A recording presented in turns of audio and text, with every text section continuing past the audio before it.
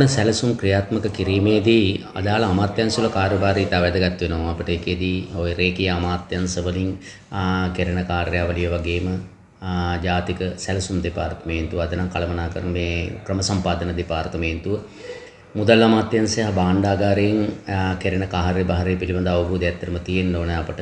Cabinet මණ්ඩලය මොනවද කරන්නේ ව්‍යාපෘතියක් ආරම්භ කරලා ව්‍යාපෘතියක් සම්බන්ධයෙන් විශේෂයෙන් පාර්ලිමේන්තුවකදී ව්‍යාපෘති කළමනාකරණය සම්බන්ධයෙන් කුමක්ද කරන්නේ ක්‍රම සම්පාදනයේදී ඇත්තටම ප්‍රසම්පාදන කමිටු වලින් මොනවද කෙරෙන්නේ කියන කාර්යාවලිය අපට ඕනේ. ඒකට විගණකාධිපති දෙපාර්තමේන්තුවේ කාර්යභාරය කුමක්ද මේ පිළිබඳව විශේෂයෙන් සැලසුම් විභාගයේදී අහනවා පළාත් සභා ප්‍රාදේශීය ලේකම් කාර්යාලවලින් කරන කාර්යාවලිය පිළිබඳ. ඉතින් සූදානම් වෙන්න මේ කටයුතු සඳහා